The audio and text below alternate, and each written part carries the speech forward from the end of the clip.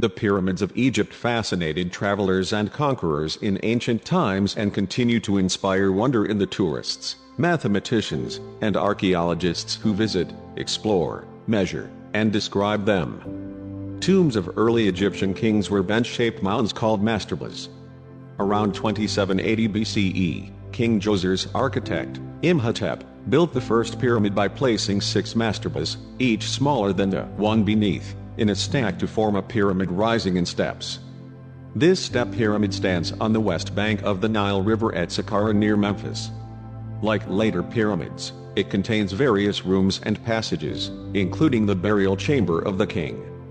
The transition from the step pyramid to a true, smooth-sided pyramid took place during the reign of King Sneferu, founder of the 4th dynasty 2680–2560 BCE.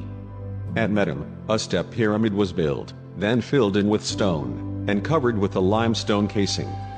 Nearby at Bachar, construction was begun on a pyramid apparently planned to have smooth sides. About halfway up, however, the angle of incline decreases from over 51 degrees to about 43 degrees, and the sides rise less steeply, causing it to be known as the bent pyramid. The change in angle was probably made during construction to give the building more stability. Another great pyramid was built at Dahshur with its sides rising at an angle of somewhat over 43 degrees, resulting in a true, but squat-looking pyramid.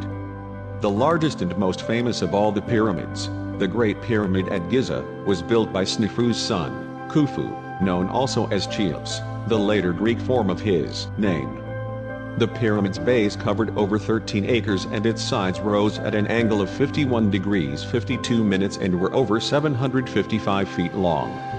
It originally stood over 481 feet high. Today it is 450 feet high. Scientists estimate that its stone blocks average over 2 tons apiece, with the largest weighing as much as 15 tons each. 2 other major pyramids were built at Giza, for Khufu's son, King Khafre Chephren, and a successor of Khafre, Menkaure, Mycerinus. Also located at Giza is the famous Sphinx, a massive statue of a lion with a human head, carved during the time of Khafre. Pyramids did not stand alone but were part of a group of buildings which included temples, chapels, other tombs, and massive walls.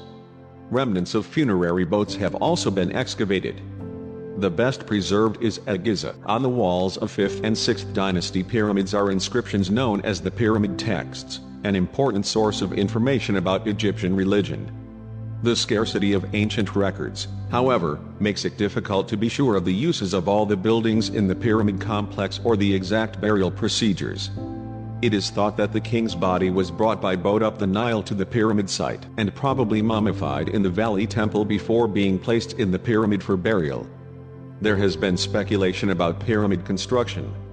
Egyptians had copper tools such as chisels, drills, and saws that may have been used to cut the relatively soft stone. The hard granite, used for burial chamber walls and some of the exterior casing, would have posed a more difficult problem. Workmen may have used an abrasive powder, such as sand, with the drills and saws.